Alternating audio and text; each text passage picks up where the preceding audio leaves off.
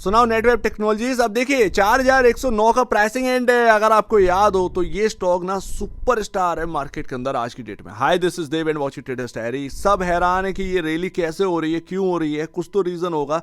देखिए काफी बड़ा रीजन है। आप देखिए 3 सितंबर को जो न्यूज आई थी, क्या उसका असर पड़ा। आप देखिएगा यहाँ पर इंडिया के अंदर जो एआई इंफ्रा है उसको स्ट्रॉन्ग करने के लिए काफी इंपॉर्टेंट रहती है ये कंपनी या इनके जैसी कंपनियां। 1734 करोड़ का ऑर्डर बुक यहाँ पर ऑर्डर आपके हाथ लगा था। ऑर्डर बुक काफ़ी स्ट्रांग होती हुई नजर आई। उसके बाद 19 सितंबर को 450 करोड़ का ऑर्डर फिर से मिला। आप देखेंगे यहाँ पर जो टायरॉन एआई जीपीयू यहाँ पर है इनका काफ़ी इंपॉर्टेंट है। एनवीडिया यहाँ पर ना आपका यहाँ पर उसके साथ मिलकर इसको और ज़्यादा पावरफुल बनाया, जो कि यहाँ पर ना आपका न्यूज़ आई थी एनवीडिया की जब ये 900 के अबाउट था एंड मैंने आपसे कहा था कि बाय, और ये स्टॉक चल नहीं रहा था, 4-5 दिन नहीं चला था जब हम लोग कवर कर रहे थे।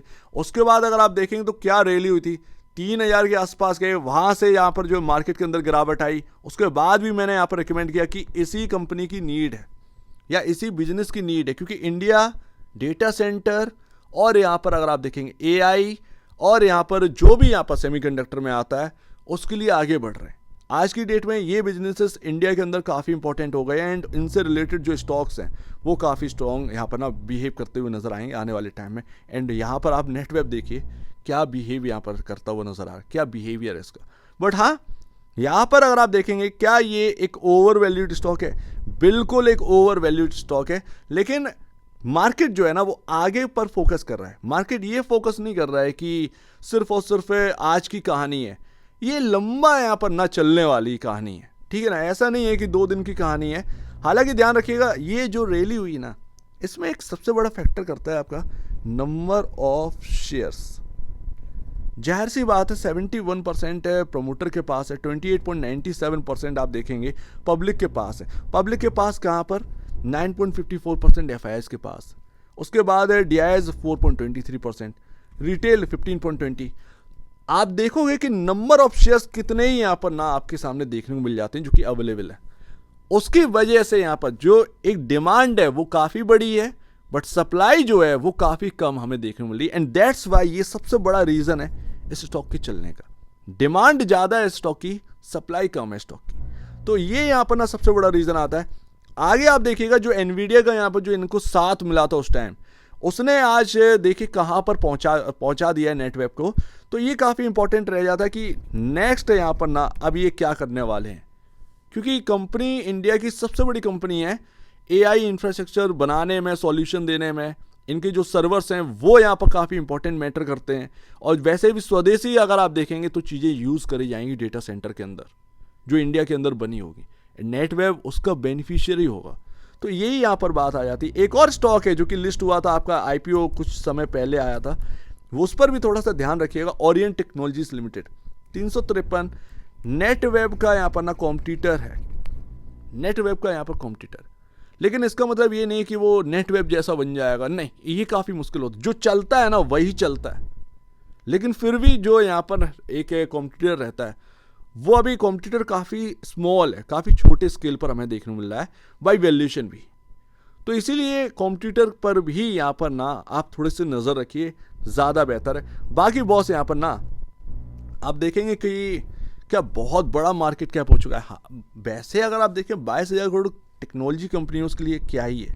अमेरिका में जो चली हैं वो क्या चला था, टेक्नोलॉजी स्टॉक्स ही तो चले थे। आजकल तो लोग कहना है 10,000, ये भाव जो है ना आपको देखने को मिलेगा। मैटर ऑफ टाइम आपको 10,000 का भी भाव देखने को मिलेगा, क्योंकि मार्केट कैप डबल ही तो होना है। टाटा टेक्नोलॉजीज आप देखेंगे कि क्या वो महंगे मार्केट कैप पर नहीं आई थी, 60,000 करोड़ की मार्केट कैप पर नहीं आई थी। तो वो मैं आपको बता रहा हूँ 30-40,000 करोड़ का मार्केट कैप कोई बड़ा मार्केट कैप नहीं है आज की डेट में इस मार्केट के अंदर, जब कंपनी की काफ़ी इंपॉर्टेंस हो। तो वो मैटर ऑफ टाइम आपको वो भाव भी देखने को मिलेगा। लेकिन हाँ, एकदम से आप मांग पड़ेंगे तो वो नहीं हो पाएगा, क्योंकि क्वार्टरली अर्निंग्स भी काफ़ी मैटर करती है। प्राइस टू बुक वैल्यू आप देखिए 41.56 टाइम पर पहुंच चुका है। ये बहुत एक्सपेंसिव आज की डेट में स्टॉक है। मार्केट डिमांड कर रहेगा क्वार्टरली अर्निंग्स की, अर्निंग पर शेयर में कितना ग्रोथ आप ला रहे हो। नहीं लाओगे ना तो ये स्टॉक है टूटेगा। तो मार्केट जिस तरीके से रैली कर रहा है ना इस स्टॉक के अंदर, ध्यान रखिएगा उतना ही मार्केट की डिमांड भी है क्वार्टरली नंबर से, और अगर वो डिमांड मीट नहीं करेगी तो वो स्टॉक प्राइस पर रिफ्लेक्ट करेगा। अब वो कब करेगा, क्या करेगा, वो आगे की बात है। बट आज की डेट में थोड़ा सा ध्यान रखिएगा, जो न्यू बायर यहाँ पर स्टैंड कर रहा है, जो कह रहा है कि क्या मुझे ये बाई कर लेना चाहिए, बाई कर लेना चाहिए, ठीक है ना। अपन 900 पर बोले, अपन 1300 पर भी यहाँ पर ना कवर करें, ये दो प्राइसिंग है। सबको ध्यान है कि हाँ भाई हम लोग थोड़ा थोड़ा इकट्ठा कर रहे थे, अनुमान नहीं होता किसी को भी। आप अगर कोई स्टॉक छांट कर लेकर आएंगे, आपको अनुमान नहीं होगा कि कहाँ से कहाँ तक पहुँच जाएगा। लेकिन आप जो है बिजनेस पर यहाँ पर ना वो पैसे लगाते हैं। RSI आज की डेट में 72.64 का है। ये कल की डेट की बात है, 30 सितंबर की बात है। 1 अक्टूबर 12% से ज़्यादा की तेजी, यानी ये RSI आपका 72.64 से आराम से 82-83 के अराउंड पहुंच चुका हो। और अगर यहाँ पर ना आप देखेंगे, ये हाईली ओवरबाउट जोन में आ चुका है। हो सकता है कि थोड़ा बहुत और यहाँ पर चले, हो सकता है 4400 4500 का लेवल आपको देखने को मिले एंड एकदम से यहाँ पर ना गिरावट आ जाए, क्योंकि वो आप ओवरबाउट में आप जा चुके हैं, ओवरबाउट जोन में आप आ चुके हैं। तो आप थोड़ा सा ठंडा होने का टाइम है। तो बायर्स जो है ना वो एक गिरावट का वेट करें, थोड़ा सा यहाँ पर ना रुक कर कॉशियसली यहाँ पर वेट करें, ज़्यादा बेहतर। रैली कहीं ना कहीं 300-400 रुपए की और हो जाएगी ज़्यादा से ज़्यादा, लेकिन आप ओवरबाउट जोन में आ चुके हैं। अब आज अगर 87 का RSI पहुँच गया होगा तो ध्यान रखिएगा कि टाइम आ चुका है कि कभी भी यहाँ पर ना एक गिरावट आपको देखने को मिल जाए। आज जब अपडेट होगा RSI तब का तब देखेंगे। तो ये पूरी बात है। यहाँ पर अगर आप देखोगे ना तो थोड़ा सा आप इस पर भी ध्यान दीजिए, इन्वेस्टर अब थोड़ा सा पीछे हट रहा है, वो अब इस स्टॉक को बाई नहीं कर पा रहे। जैसे पहले डिलीवरी क्वांटिटी होती थी ना, वो आप देखोगे कि आज की डेट में 14, 17, 10% की डिलीवरी क्वांटिटी है, ये लो में आ जाती है, ये लो डिलीवरी क्वांटिटी में है। इन्वेस्टर का कॉन्फिडेंस लूज नहीं हुआ है, जो महंगा एकदम से हो गया ना, थोड़ा सा डर लग रहा है, तो थोड़ा सा हल्का होगा ना ये स्टॉक, बायर शायद एकदम से घूम कर आएगा इस स्टॉक के लिए। तो ये पूरी सी बात है। यहाँ पर अगर आप देखेंगे इन लास्ट, यहाँ पर आप देखोगे तो लमसम 3700 के अराउंड एक मजबूत बेस होगा। लेकिन अगर आप पूछेंगे कि 3700 थोड़ा सा दूर का नहीं होगा, स्टॉक का भाव भी तो देखो कहाँ पर है, तो वो 10% तो पता भी नहीं चलेगा जब वो RSI की वजह से टूटेगा उठेगा। वो 10% कहाँ से टूटेगा वो पता नहीं है, लेकिन वो कहाँ होगा RSI, क्योंकि आप देखिए, आप ओवरसोल्ड जोन, ओवरबाउट जोन में काफ़ी ज़्यादा आ चुके हैं। और आपके जो मूविंग एवरेज है वो ज़रा देखिए, 2600 पर आपका मूविंग एवरेज है, आप 4118 के भाव पर आ चुके। सो मैटर ऑफ टाइम आप देखेंगे कि ये एक लॉन्गर टर्म स्टॉक है, आप अपने पोर्टफोलियो से इस स्टॉक को अलग नहीं कर सकते।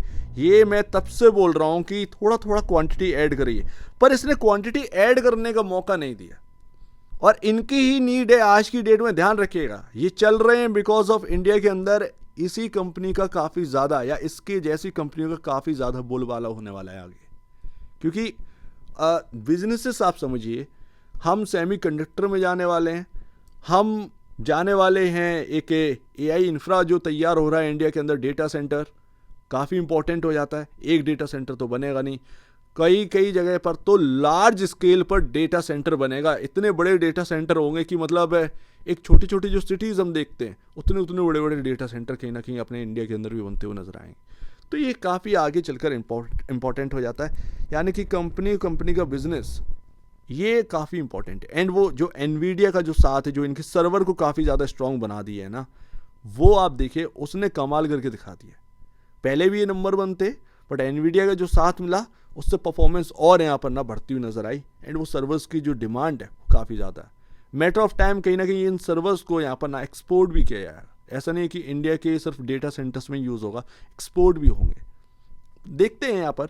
बट बिजनेस का जो आगे का जो एक प्लान है, या कह सकते हैं आप फ्यूचर तो ब्राइट है, ये तो समझ में। हालांकि स्टॉक जो इस तरीके से चला है, बहुत सारे लोग की धड़कनें तेज हो गई हो कि क्या करूं। अगर आपके पास 2000 का रखा है, 1300, 1400, 1500 के भाव का रखा है, वो ये सोच रहे हो कि यार हटा दें क्या। कुछ क्वांटिटी हटाना तो हटा दीजिए, उसमें कोई गलत बात नहीं है। 10 है, अगर आप 3-4 हटाना चाह रहे हैं हटा दीजिए, फिर नीचे मिलेगा फिर बाई कर लेना, क्योंकि अभी क्वार्टरली नंबर्स नहीं आए ना। कितना ठीक है, जितना चल गए ठीक है, बट क्वार्टरली नंबर्स भी तो आना ज़रूरी है ना, किस तरीके से आ रहे हैं, कि क्या यहाँ पर ना कंफर्ट लेकर आ रहे हैं, ये भी काफ़ी वेरी करता है। तो उसी हिसाब से यहाँ पर ना थोड़ा सा काम करना है। अगर बेचने का थोड़ा बहुत मन हो तो बेचिए, पूरा मत बेचिए, थोड़ा बहुत बेचिए। काफ़ी बड़ी रैली देख ली है और ओवर बाउट में भी हम पहुँच चुके हैं। कोई यहाँ पर ना ऐसा नहीं है कि हाथ पकड़ ले रहा है और वो जेब में ही आपके पैसा रहेगा, तो कोई दिक्कत की बात नहीं। सो उम्मीद है काफ़ी कुछ आपको समझ में आया होगा। एक बार निवेश से पहले या बेचने से पहले अपने ब्रोकर एडवाइस से जो सलाह लीजिएगा। खुद की स्टडी करेगा, उससे बेहतर कुछ भी नहीं है। खुद की स्टडी मस्ट है। तो आप दीजिए वीडियो देखेंगे बहुत धन्यवाद दोस्तों।